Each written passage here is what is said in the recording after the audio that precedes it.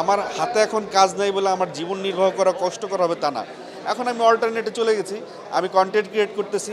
আমার content creation থেকে যেই টাকা আসে, ওই টাকা আমার শুটিং থেকেও আসতো না।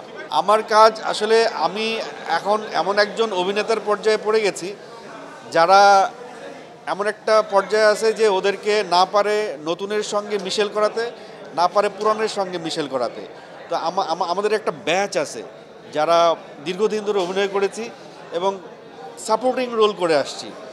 কখনো অপূর্বর সঙ্গে দেখা গেছে, কখনো মাহফুজ ভাইয়ের সঙ্গে দেখা গেছে, কখনো মোশাররফ করিমের সঙ্গে দেখা গেছে। তো এখন যেই জেনারেশনটা আসছে, সেই জেনারেশনের সঙ্গে আমাদেরকে ম্যাচ করাইতে ডিরেক্টরদেরও মানসিকতার একটু প্রবলেম হয়ে যায়। যার কারণে এখন যেই নাটকগুলো হচ্ছে, সেই নাটকে আমাদের কাস্টিংটা ওইভাবে তারা রাখতে পারে না। সেই কারণে আমার মনে হয় আমার এখন কাজ কম। বেছে বেছে কিছু কাজ করছি, সিনেমা করছি, নাটক করছি। গত ঈদেও 4-5টা নাটক গেছে। গত 16 তারিখে আমাকে শুনবেন অপূর্বর সঙ্গে একটা নাটক গেছে, সেটাও খুব প্রশংসিত হয়েছে। সুরঙ্গ গেল গত ঈদে, সামনের ঈদেও হয়তো কয়েকটা সিনেমা আসতে পারে। এখনও কনফার্ম কিছু হয় নাই। অবশ্যই কষ্ট দেয়, কারণ আমাদের জেনারেশনের যারা আমরা নাটক করে আসছি, তারা ইচ্ছে করলেই ভাড়ামি করতে পারে না, ইচ্ছে করলেই বাজে কোনো শব্দ বলতে পারে না, ইচ্ছে করলেই আমাকে দিয়ে যে কোনো ক্যারেক্টার করাইতে পারে না, ইভেন সাহসী পায় না। একদিন আমি একজন ইয়াং ডিরেক্টরকে জিজ্ঞেস করলাম যে কী ব্যাপার ভাই, তোমরা আমাকে ডাকো না কেন? তো সে আমাকে অ্যান্সার দিল, ভাই আপনারা শিহাব শাহিনের কাজ করেন, ফেরদৌস হাসান রানার কাজ করেন, আপনাদেরকে ডাকলে কি আসবেন? তো তার এই উত্তর থেকে আমি বুঝতে পারছি যে সে যেটা বানায়, সে নিজেও জানে যে এই ধরনের নাটকে আসলে আমাদের ডাকলে তারা পাবেও না, এই কারণে আমাদেরকে ডাকেও না।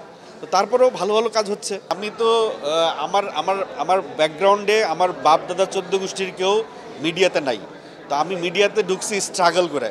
সো যেই স্ট্রাগল করে কিছু করে, তার আসলে রিস্কের কিছু নাই। সে জানে যে কোনো পরিবেশে সে ফিট খাওয়াই নিতে পারে। তা আমার হাতে এখন কাজ নাই বলে আমার জীবন নির্বাহ করা কষ্টকর হবে তা না। এখন আমি অল্টারনেটে চলে গেছি।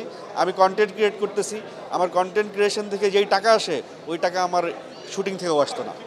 সো আমি এখন আরও বেটার লাইফ লিড করতেছি। সো আমি জানি কিভাবে কোন পরিবেশে স্ট্রাগল করে টিকে থাকতে হয়। টিকে থাকার সংগ্রামটা যার জানা আছে, তার আসলে কোথাও আটকাইতে হয় না। সো আমার কোনো আফসোস নাই, আমার কোনো রিস্ক নাই। এই জেনারেশনের মধ্যে, হ্যাঁ, এই জেনারেশনের মধ্যে দুইটা ভাগ আছে। একটা ভাগ হচ্ছে গিয়ে ভালো কাজের পেছনে ছুটে, আর একটা ভাগ ভাইরাল কাজের পেছনে ছুটে। তো আমাদের দর্শকেরও দুইটা ভাগ আছে, যেই ভাগগুলো এখন ভাইরাল কাজ বেশি দেখছে এখন দর্শকগুলো, আর যারা ভালো কাজ দেখছে তারা ওটিটিতে দেখছে। আর ওটিটির কাজ তো আর খুব কম হয়, খুবই কম হয়। ইউটিউবের কাজ, টেলিভিশনের কাজ, টেলিভিশনের জন্য তো নাটক বানানোই হয় না। আগে ইউটিউবকে মাথায় রেখে নাটক বানায়, তারপরে যদি টেলিভিশন নেয় নিল ভালো ভালো, না নিল টেলিভিশনকে পুছেই না এখন কেউ। আগে টেলিভিশনে একটা হইতো, স্ক্রিনিং হইতো, প্রিভিউ হইতো, যার কারণে টেলিভিশনের নাটক দিতে হলে তাদের আগে বুক কাঁপতো যে এইটা দিব, এই ল্যাঙ্গুয়েজটা দিব, এটা দিব না। তো এখন তো ওই স্ক্রিনিং প্রিভিউয়ের যুগই নাই, ওই মাথায় ওইটাই নাই। এখন যেই শব্দ ব্যবহার করা হয়, সেই শব্দ দিয়ে, সেই ভাষা দিয়ে ড্রয়িং রুম মিডিয়া নাটক আর এটা নাই। এখন যে নাটকটা আসছে, যেটা বললেন যে এখনকার জেনারেশন কি ভালো নাটক বানায় না, আমি বলবো যে এখনকার জেনারেশনই সবচেয়ে ভালো নাটকগুলো বানাচ্ছে। কিন্তু তাদের সেই নাটকগুলো সিলেকশন হয়ে একটা পর্যায়ে চলে যাচ্ছে, যেই পর্যায়ে সেই নাটকগুলো সবাই দেখতে পাচ্ছে না। সেগুলো হয় ওটিটিতে চলে যাচ্ছে, না হলে অন্য কোথাও চলে যাচ্ছে বা ফিল্মে চলে আসতেছে।